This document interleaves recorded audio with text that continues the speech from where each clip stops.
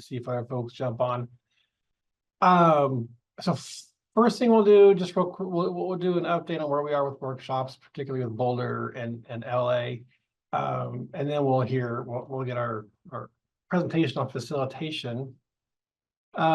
First, though, I want to introduce Armani Morris to everyone. She is she's joining us with McCrell.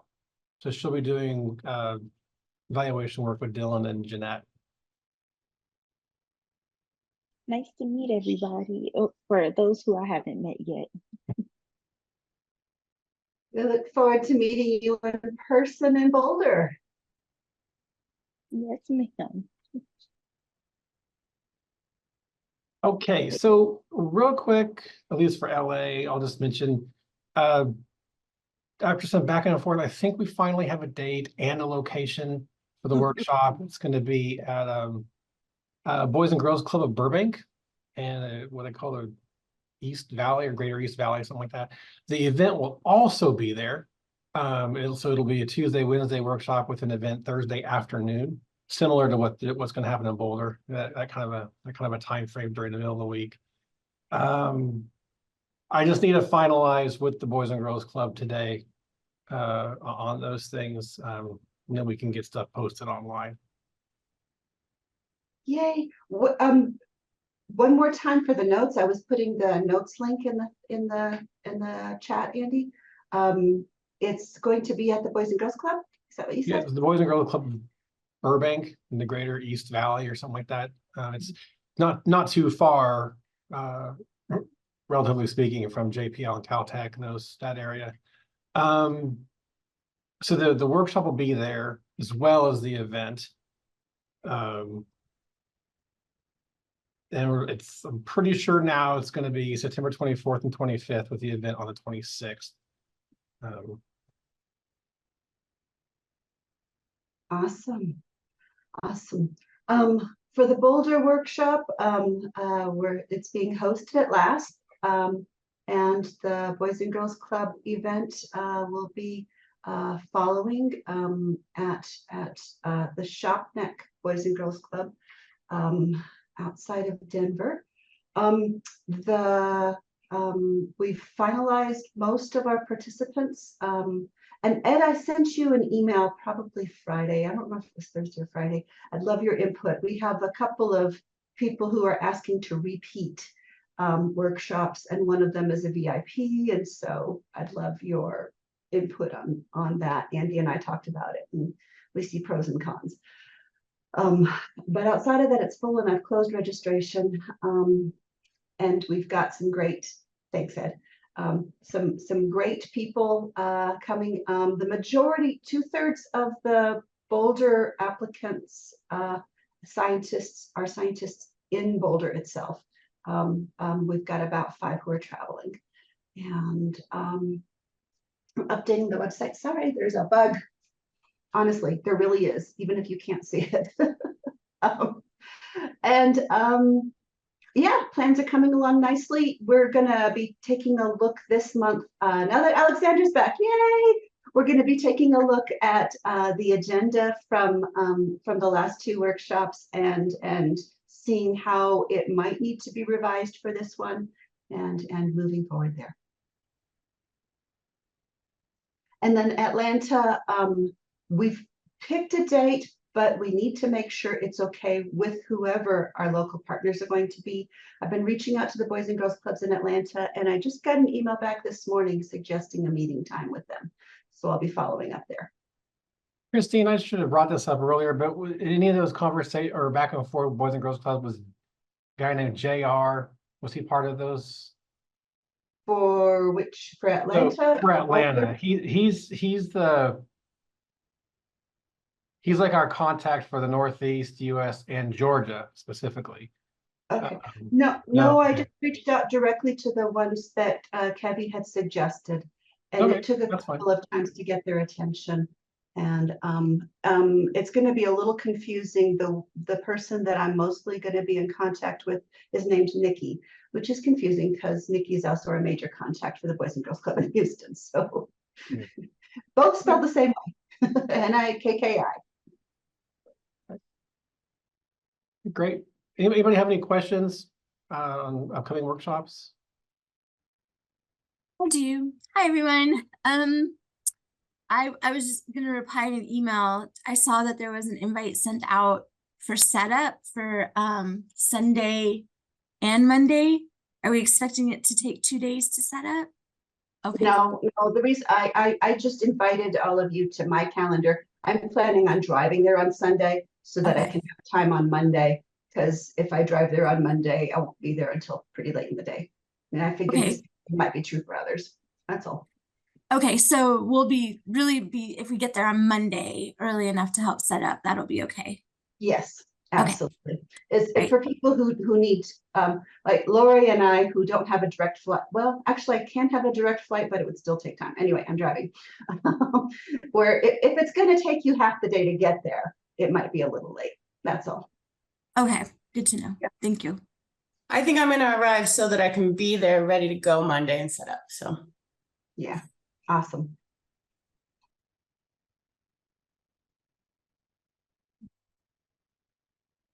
Well, okay. I will just throw out too, if anybody's interested, so far we've got Alexandra and I for the LA workshop. So if anybody else wants to join us for that, they are welcome to. Okay, great. Well, thank you all. So now we'll get to the, well, the rest of our meeting. Tara Isaacs with McCrell. She's a colleague of Dylan and Jeanette and Armani. She's going to chat with us today about facilitation, just kind of an overview, a general overview of facilitation and techniques. And then what we want to do is, based off what we hear today, if there's anything that anybody wants to hear more of, or maybe something that wasn't talked about, please let me know, and then we'll set up another time to chat with Tara and address those things as well. So that's what we're doing today, and hopefully in the future. So, okay, so Tara, please, whenever you're ready, you have control. All right, just give me a moment. Good morning, everyone. Nothing like starting a holiday week with someone that you have not met before and getting to hear a little bit about facilitation. I am trying to get a few things up. Is this screen, are you able to see this? Is it large enough? That's the first thing I need to know. Okay. It looks wonderful. Yeah. Okay, well, thank you. That's even better than I expected. So what I'm trying to do right now is I'm trying to find at least, I've lost the visual on everyone. So I'm going to have to rely on. One of us will tell you what, Tara, I'll jump in and let you know when someone's posted things in the chat or when somebody's raising their hand or anything like that, okay? Okay, will do. Give me just one moment. I'm going to try to find my visual. Give me 1 second.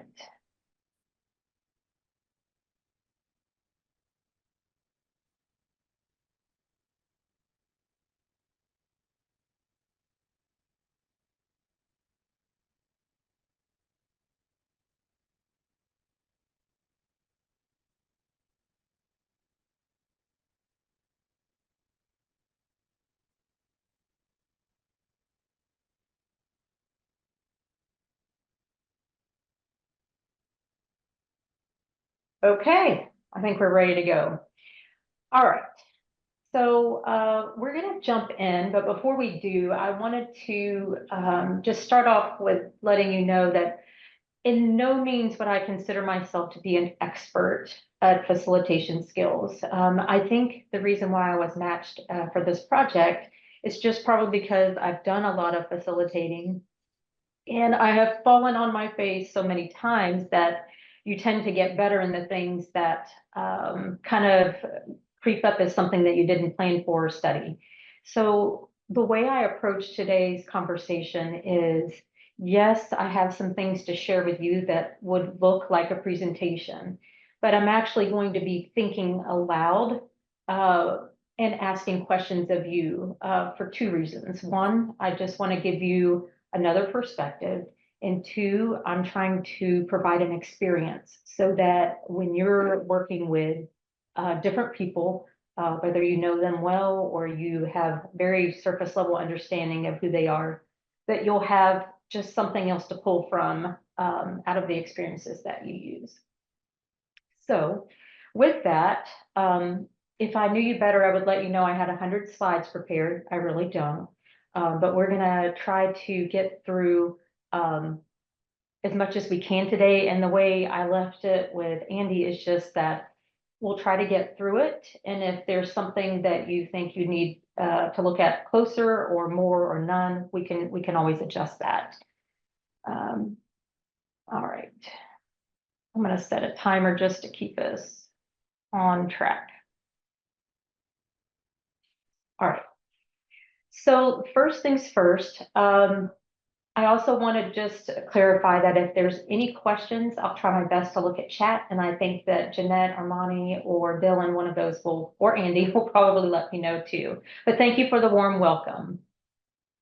All right, getting started. So first off, we welcomed you to the facilitation skills, but what do you think you know about this person? Right now, I'm starting off with an introduction. I'm getting ready to tell you a little bit about myself, but already you're making assumptions. We can't help it. That's who we are. That's human nature. I'm having a great hair day. I'm a little more polished in my outfit and much more tan, but off that part, you're making some generalizations about me. I won't ask what they are, but here's what I feel comfortable sharing with the group today. I'm a military brat. Father was in the Air Force. I was born in Selma, Alabama, and I love the historic value of that. In school growing up and all the way through today, I'm always the person asking why. Not to be difficult, but because I generally don't understand or I'm trying to make a connection. Life has thrown me some big hurdles, as I'm sure you have in your life as well. But I have had to overcome some big things.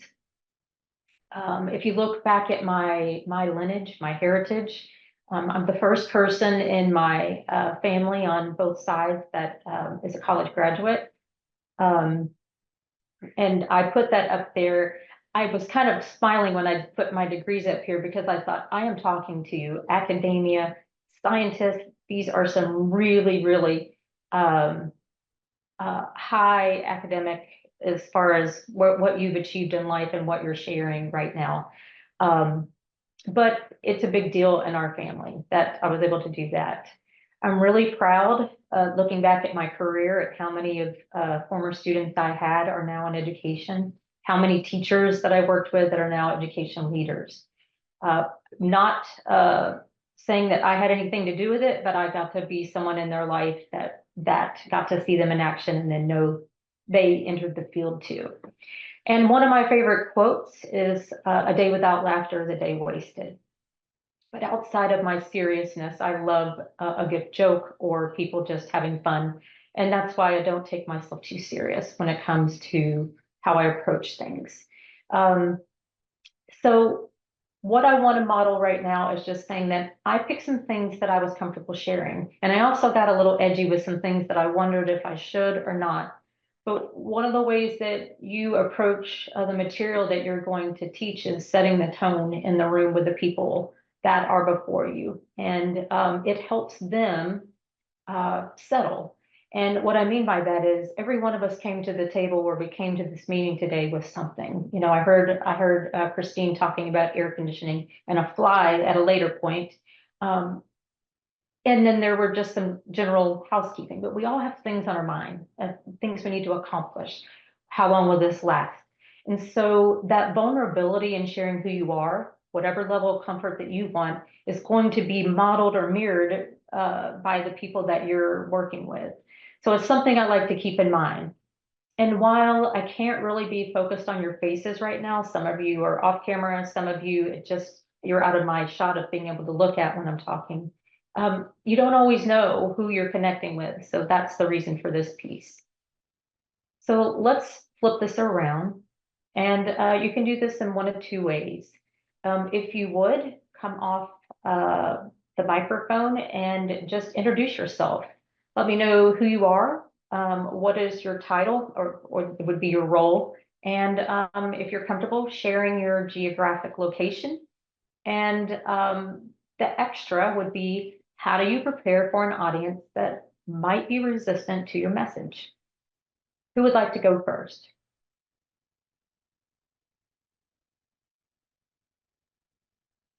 I would be delighted to go first. I'm Christine. Since I called you out, Christine. To get the ball rolling. Thank you. So I'm Christine Shupla. I'm the Science Engagement Manager at the Lunar and Planetary Institute. And I'm coming to you from Santa Clara Pueblo, New Mexico. To me, preparing an audience that might be resistant to your message initially might require my preference, and this is a personal preference, is to intersperse a little bit of vulnerability, who I am, on authenticity, along with, ideally, I'd like to try to add a little bit of humility. So that way it's not about me, it's about you or us. And I'm listening, but I'm also prepared to be open. That's where I'd like to come from. I don't always come across that way. I tend to sometimes talk too much and come across a little bit authoritative. I appreciate that you shared the word humility. I too like to approach things that way. All right, please help. Who's next? I guess I can go. Andy Shaner, I'm the PI for Planetary ReaCH, and I'm sitting in Houston, Texas.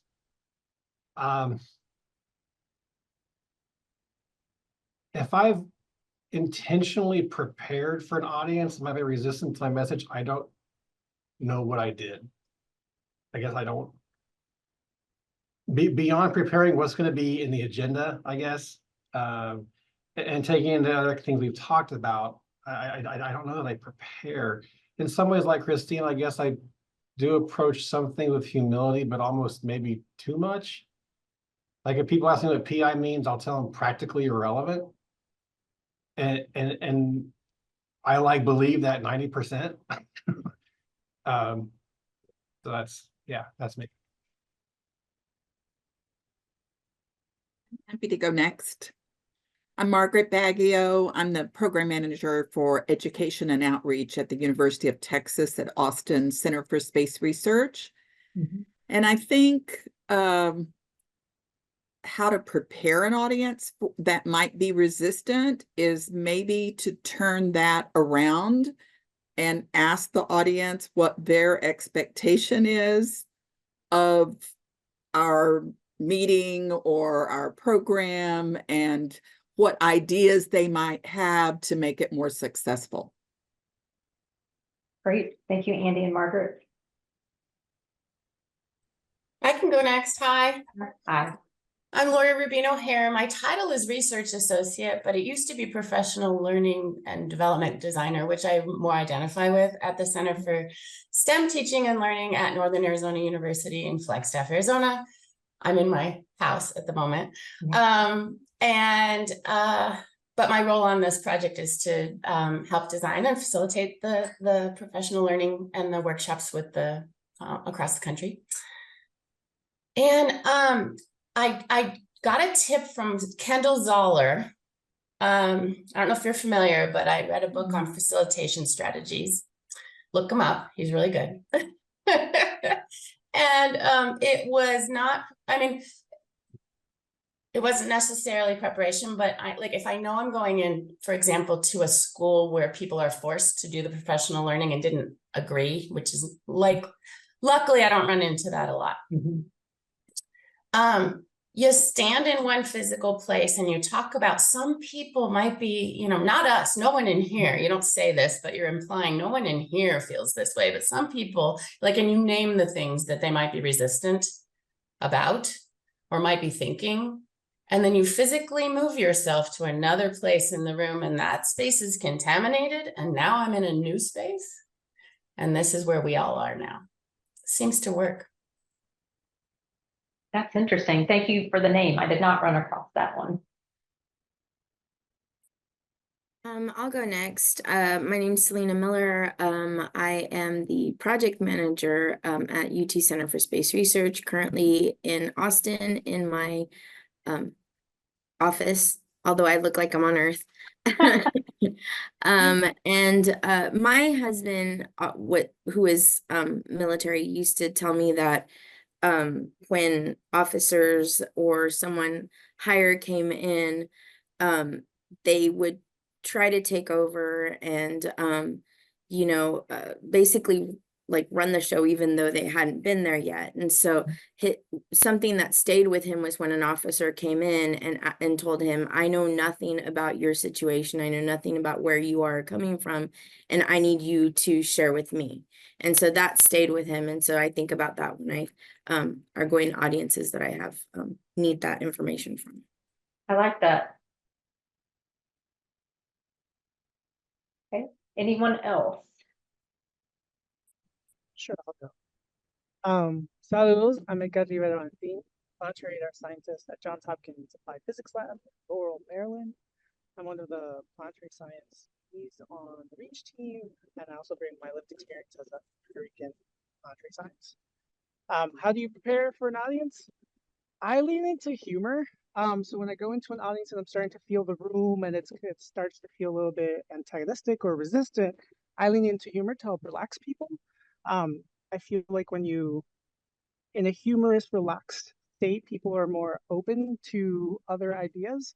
And so I just try to break down that guard that they're putting around themselves. Excellent. I appreciate humor, Ed, as a participant, and I try to insert it as the leader of something I'm sharing too. Thank you. You get everyone? I'll go next. Okay, thank I you. might be last. Hi, I'm Alexandra Matthew Novak, and I am a planetary volcanologist at the Applied Physics Lab. And so I'm on this project as a subject matter expert, and also I'm Mexican American. So I have the lived experiences of being part of an underrepresented community in planetary sciences as well. I'm in Maryland at the Applied Physics Lab. I'm also an Air Force brat. So, Wow. Hi. so I feel very strongly about, how those experiences growing up as an Air Force brat has shaped me a lot, more than I even realize sometimes. So I guess when I encounter an audience that's resistant, I guess I try to come from an empathetic sort of lens of like admitting like this is going to be difficult, this is hard for me to talk about too. And it's okay that this is difficult. There's nothing wrong with that. It's just, it is what it is. And we'll just try and, move through it as best we can. So, yeah, that's what I do, I think. So I would say this absolutely surpassed anything that I was hoping to like formatively let me know, kind of the vibe, the tone, and if there was anything that might help me like in my direction. But it was, thank you for the vulnerability and just sharing. Dylan and Jeanette, and Armani, I'm making an assumption that you are not participating and just here for support, or would you like to add? Thanks, Tara, for the opportunity, but I think it was pretty well covered with this great planetary ReaCH team.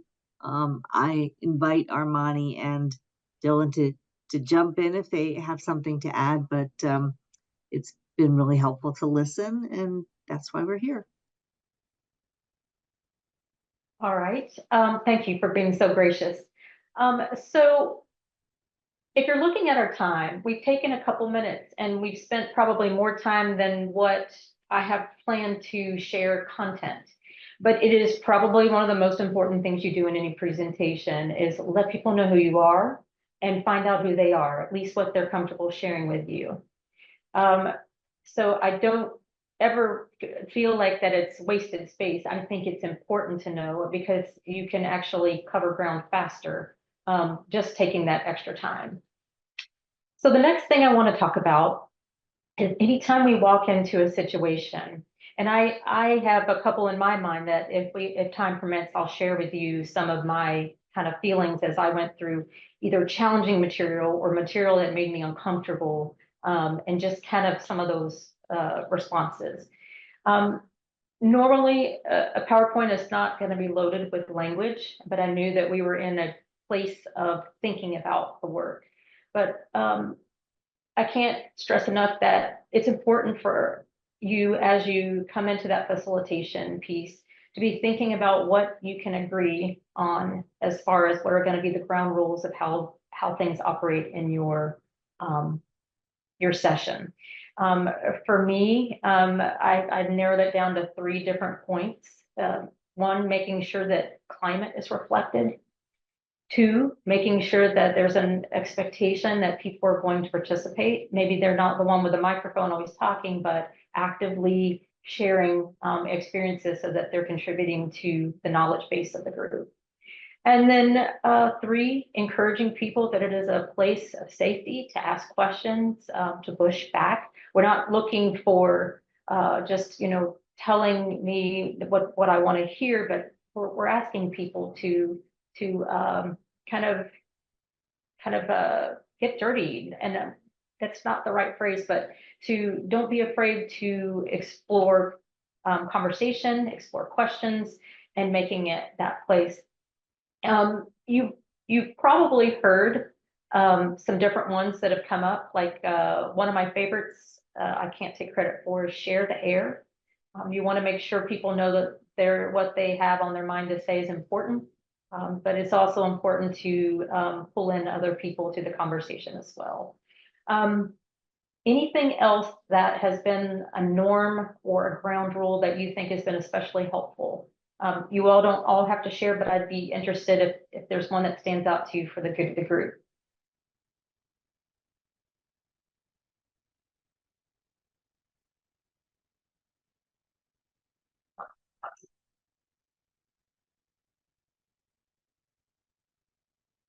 So just to share so you can hear, Tara, that Lori posted, don't yuck someone's yum. Oh, tell me about that. Don't yuck someone else's yum. I think I get it. Lori, it took a minute. I've never heard that one, but I'm going to take it. That's really good. Yeah, Ed too. Nice. And thank you for sharing that, Lori. So just a moment, I know I'm dealing with some science on this call, but science lets us know that our brains are different, our personalities are different, and just taking the time to establish these ground rules and norms ensures that we all kind of come to this from the same space as we move forward in that. Thank you for the additional. One other thing, Tara, that we've been doing in our workshops is we try to enable enough space where people feel like they can get up, they can stand, they can walk. They need to be able to be comfortable in the space. And if they need to leave to take a phone call or something, that we try to assume no judgment. That's really good. I'm glad you mentioned that. I was in a training all last week, and I didn't like having to do it, but I knew that we kind of had covered that we were allowed to go, somebody drank a cup of coffee beforehand or needs to use the facilities, or a phone call came in, or something was going on with a storm back home. Those types of norms do make it a lot of difference, and it keeps people focused and respectful of your time when you give them that permission. And hopefully I've not seen a situation where it's been abused when people kind of provide that space. So the agenda is lofty. As I teased earlier, we have 100 slides. We do not, but just what I'm hoping to get through today is looking at just a little bit of an intro to facilitation, looking at key facilitation skills, reviewing techniques and tools, take you through or walk you through a couple activities, and then leave some time for questions and a wrap up. The other thing that I want to make sure that you know today is part of what we do is we're planning for something. We have an agenda of what we hope to accomplish, but it's never supposed to be a rush to get there. And as I shared up front, I've been in enough situations where no matter how well I've practiced, no matter how well I've planned or prepped, the human element has an impact on how much we accomplish. So even if we get through a third of today, I still want to take our time and make sure you have that time to come off mic if you have a question.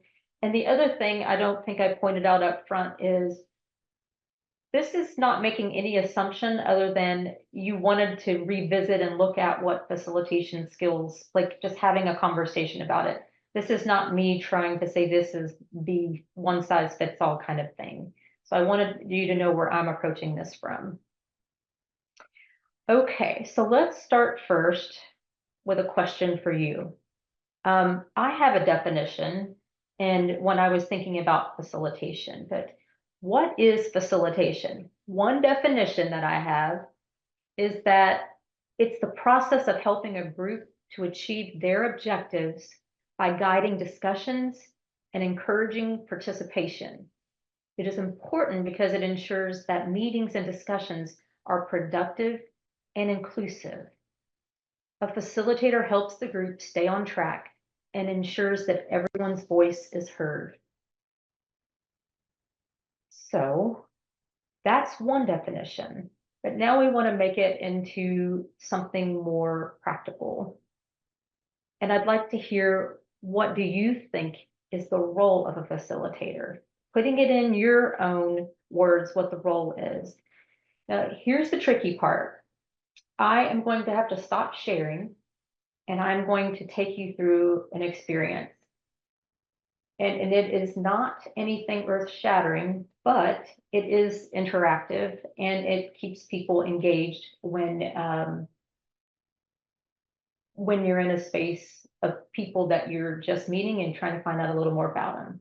So what I am going to do is find, everything is a little slower when you're in the middle of, all right, so I found what I need and I'm going to reshare. And what I would recommend is either you take out a phone and put it into your camera mode, or open up an internet browser and I will put in chat what to type in. So bear with me just a moment. Technology is always so fun. All right, so you probably have a really small version and I will make that a little bigger.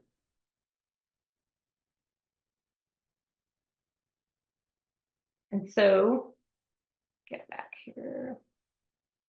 Okay, so you have two choices. One, you can scan this QR code, or you can type in menti.com, and I will put that in chat.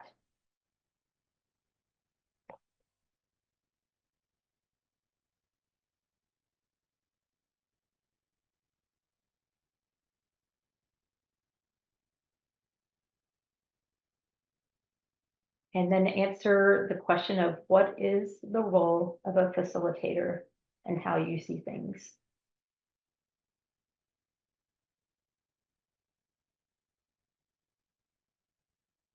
Take your time.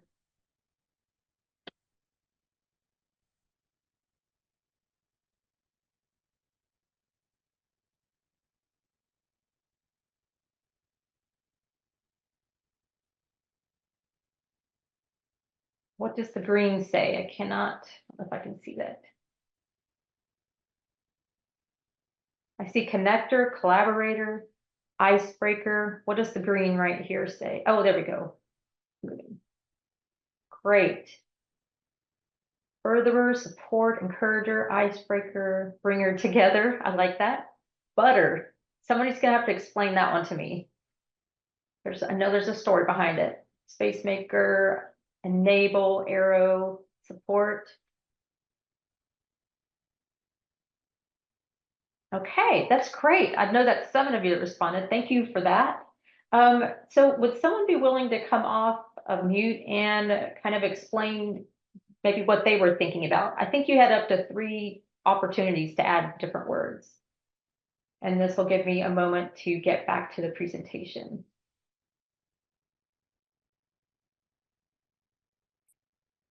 put down butter. I'm also kind of hungry, but as in like butter, like the grease that like is able to facilitate connection between people. And also it works well with cake. If you don't got cake with butter, then that cake don't taste good. That is Conversation so without a facilitator interesting. doesn't taste good. I have not ever heard that before. Thank you for sharing. Anyone else? Would you like to come off mute and share?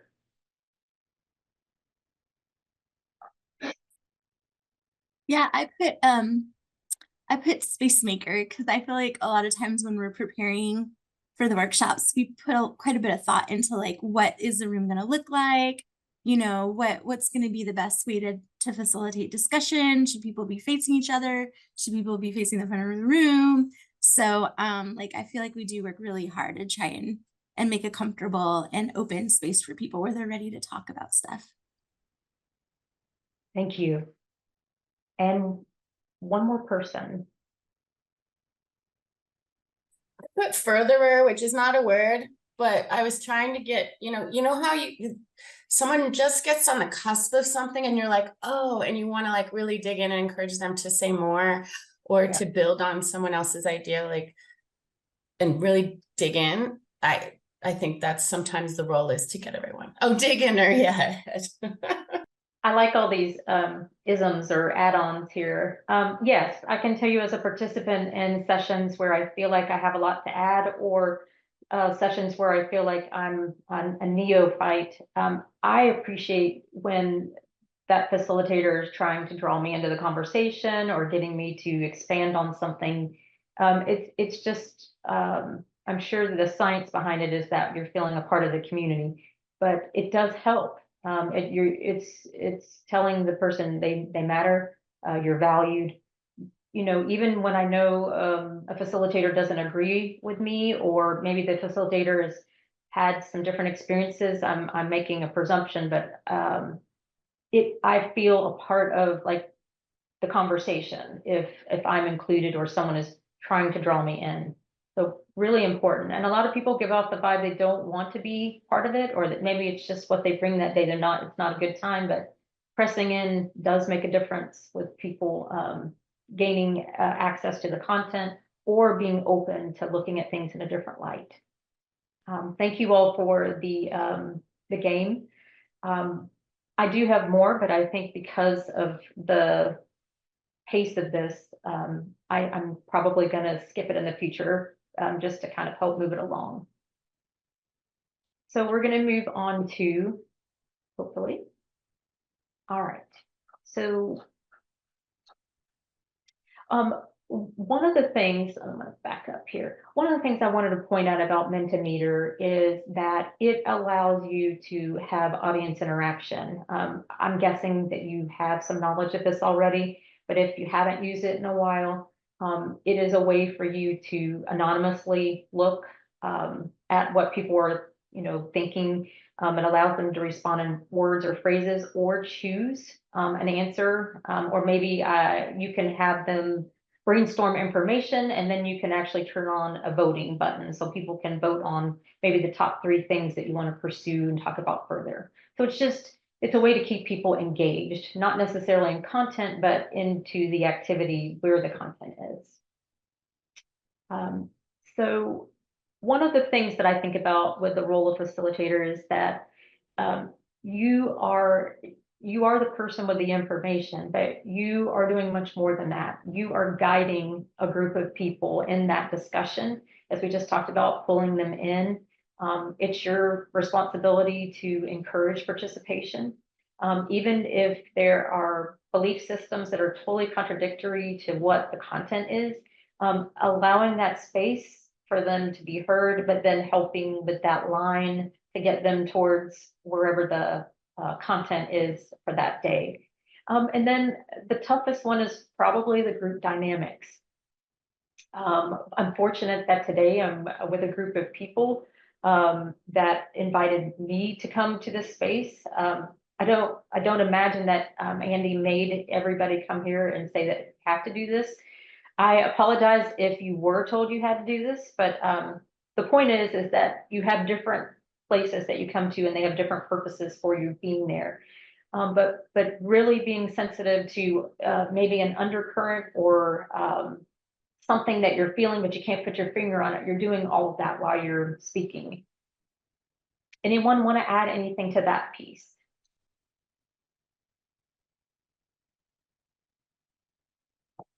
Creating a safe space. Absolutely, 100%. Anyone else?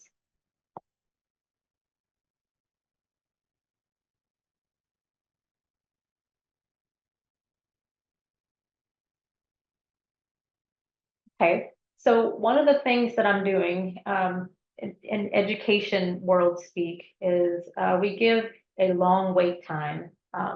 Sometimes it's really awkward when you are looking at how much you have to accomplish, and people are slow to respond, or they're a little shy about wanting to be the first one off if they were the last one off the microphone. But I think it's important for us as facilitators to give that extra wait time. One, it allows you to kind of regroup if you need a drink of water. That's one part. But two, it might take that long for people to work up kind of that confidence to be able to share an idea or articulate how they're going to deliver what's on their mind, and maybe they feel like that's something challenging for them to with the audience that they're in. You never know about things like that. What I have in front of you now. There was a question in the chat. Oh, Tom. I did not see it.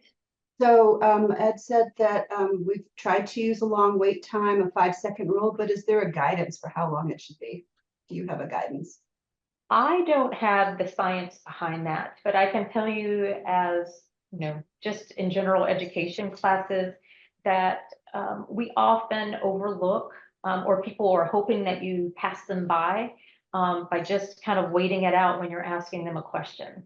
So just providing that, you know, pause or that addition, they're going to know you're not moving on until someone speaks up.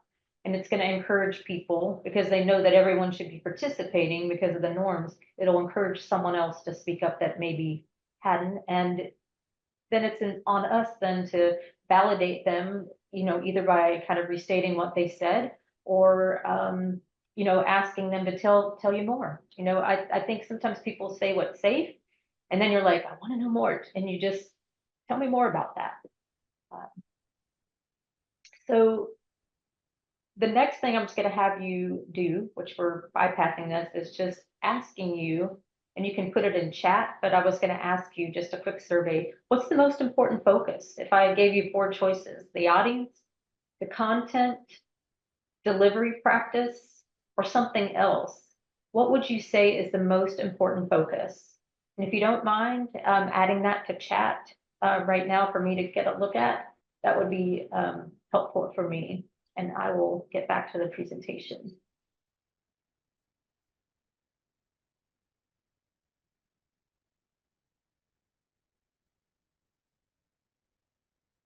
Okay, we have the audience. Audience reached the goal, a combo of audience and goal.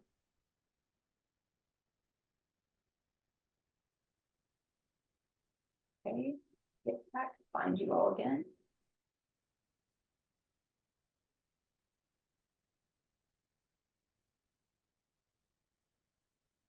Jeanette, do you mind to read them off? I've lost the chat. Every time I go back and forth, I lose something. There it is. Never mind. The audience, I found it. Reach the goal. The audience. Okay. Would one of you like to come off chat and tell me why you said what you said?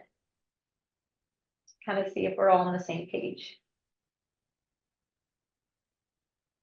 The other thing that a facilitator might do is when people are reluctant to come forward, or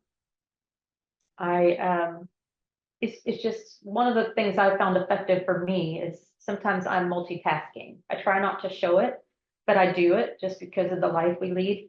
But I have had some really sharp facilitators that will pull me in and say, hey, Tara, what do you think about this? And so I know, oh, I probably shouldn't be texting my husband what to get at the store. And then I kind of get right back in there, but it's not, the facilitator wasn't shaming me. It's just a way to keep me engaged. just so I'm not wondering. Good little reset. All right, I bought a little time. Who would like to share kind of what they said and a little more about that? I can go. And I'll just preface this by saying I don't have a lot of experience being a facilitator, but I just think about my participation in workshops and stuff throughout my life. But I think the audience is a big part of the workshop because that's who the workshops are for. We're trying to collaborate with them or get information to them, and they essentially set the tone by their participation. So I feel like paying attention to their needs and their pace can make or break the workshop in a lot of ways. Absolutely. Thank you, Armani, for sharing. I was recently in New Jersey for a training with principals, and I was watching the speaker, and the speaker could see that there was just an unusual stress. They could see the stress of the principals in the group, and so kind of paused what was planned at the moment to kind of go in 1, 2, 3, 4 sequence, and just spent some time talking about the problem of practice that they were working on that week. I felt an instant settling, and the room kind of re-engaged with what was going on. And the problems didn't diminish, but they were able to get back in sync with kind of the purpose for that meeting that day. Thank you for sharing. Anyone else? I see that Ed said he has a question. Oh, Yeah, go ahead, Ed. Okay. So my question is on this topic. I've noticed a difference between when trying to facilitate a fully virtual conversation versus a fully in-person conversation in terms of engaging people in the conversation, the amount of times we have to do the awkward pause. And I feel like for the fully virtual ones, the awkward pauses grow much larger than in person. And it's a little bit more difficult to facilitate in that virtual setting. So I was wondering if you had guidance or input about the differences in those two environments and how to mitigate for that. Ed, I will be more than happy to share an opinion, but I also want to open it up for this group too, if they have something to add. First, I couldn't agree with you more. There's definitely a bigger difference between an in-person versus virtual. And I feel like one of the things that helps with engagement is being a little more savvy or a little more practice with being able to go between a video to a poll to, the presentation. And I think one way to help with that is one, either having somebody run the presentation for you so that you can be right there with the audience, studying faces, looking at reactions, catching things, or having a facilitator be the one scanning the chat while you are focused on the technology. That is my ideal situation, and right now it's just me doing this. And second, I would say that I think within the virtual situation, kind of looking at a variety, not necessarily defaulting to the same thing. And what I mean by that is always defaulting to, put your answer in chat, or let's go to a breakout room and talk about it for 10 minutes. You want to change it up so that there might be a breakout room, but kind of giving them a variety. One of the things that I feel like when I feel like I've been most successful is when it's less of me talking and more of me listening. And that is a pretty tough order, because you're looking at the content you need to cover, but our brains, science teach us, they're pretty much going to go time out like a computer screen, 10 minutes of content max. They need to do something with it, apply it, mess around with it, run an idea by someone, or do something with it. In education ease, we call it like teach for 10, write for 10, or it's kind of like you can do an I do together. I do something, I model it, then we do it as a group, and then you let them do it on their own. So you're giving them access to different parts of the same kind of content, but you're letting them experience it different ways. That's kind of the first thing that comes to my mind. But I want to ask our peers on the call. Looks like we have a couple things in chat. Delivery practice is the most important. People can be very distracted with the way you're saying something and not listen to what you're actually saying. I agree with that, Alexandra. And what I want to expand on what she's saying is, it's like an interview. You have things that you're kind of processing in your mind, but until you hear yourself speak it out loud, you really don't know where the places are of fluid knowledge and the places where you kind of know it and you probably need to study a little more. So to Alexandra's point, practicing so that you are into a better flow, that is also an important feature. It does seem like virtual takes a longer wait time. Yes, waterfall chat. Lori, Lorianne or Lori, do you mind to just tell the group about the waterfall chat? I think that's one of those things that like some groups of people know, but not everyone knows. Sure. It's just Lori. Oh. It's fine. My name, it's an AU thing. You just say, okay, everybody, I'm gonna pose a question. Everybody's gonna think for a minute. I'm gonna give you a minute to think. I'm gonna give you a minute to type, but don't hit enter until I say go. And then when I say go, everybody hits enter, and then you see all of the ideas come up at once, so that way you're not influenced by somebody else's answer. You're thinking, and it's your thoughts. Yes, thank you. So I'm going to pause for just a moment, and it's one of those situations where I'm reading the room. Number one, I'm grateful and extremely appreciative of the interaction and the ideas that you contributed to the conversation. It's made what I brought to the table even more rich. But I also am cognizant of the time that we have left and what I have left to share. And I want to open it up for any questions or even some things that you've thought about now that we've kind of talked a little more about it that you want to bring up to the group to just keep in mind.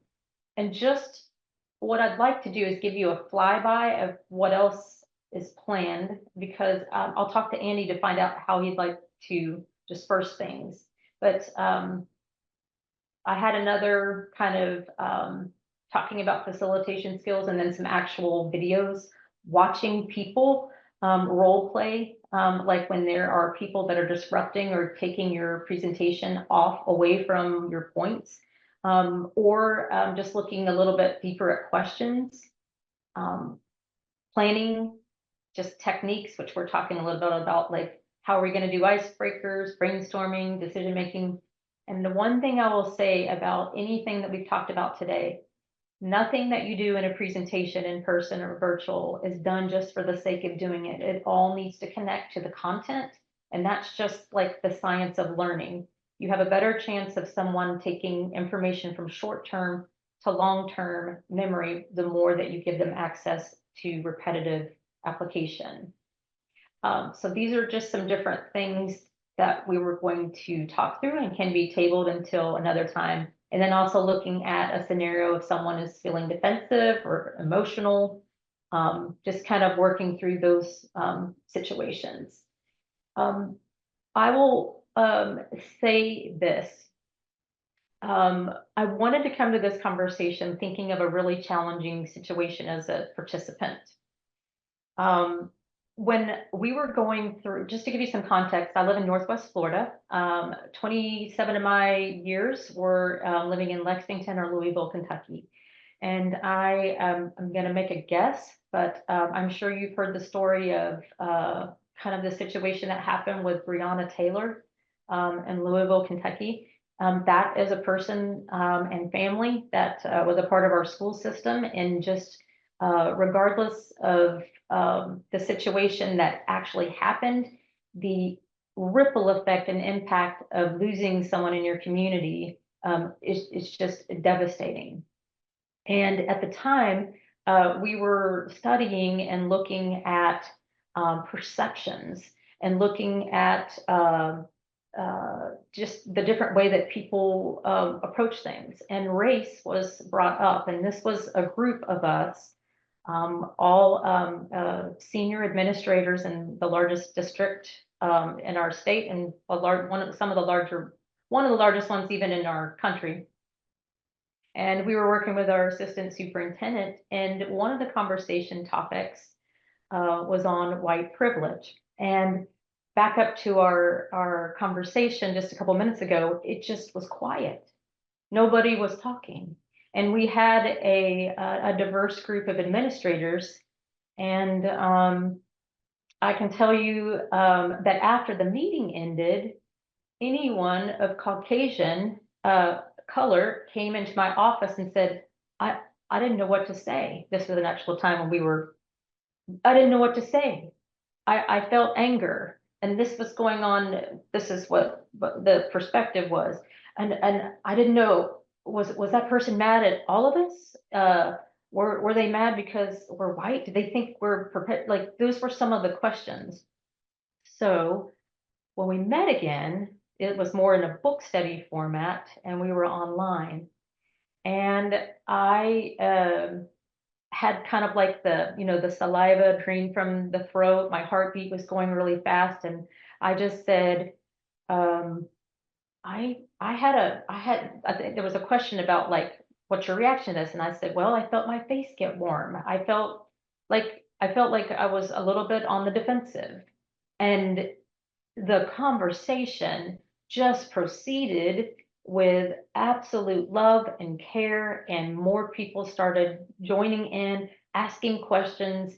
It wasn't perfect, but there was a lot of things that were cleared up because it was a safe place to put out there that there was a conversation after a conversation. And we were able to build upon that and answer and really listen to learn. So I know that only gives you 2 minutes as a wrap up, but I would be interested if you had questions or things that you are on your mind, or maybe scenarios you come into. But there's a lot more to that story, and there's a lot more advantages and points that I want to point out that people different said. But I want you to know that every single time that you're in front of people delivering just your expertise and knowledge of what you have an opportunity to touch them in a way that they can be a ripple effect to help other people with that content, or even a mindset shift. Andy, I gave your people exactly 1 minute to ask a question, but I do want to just pause and just stop and see where we are in this conversation.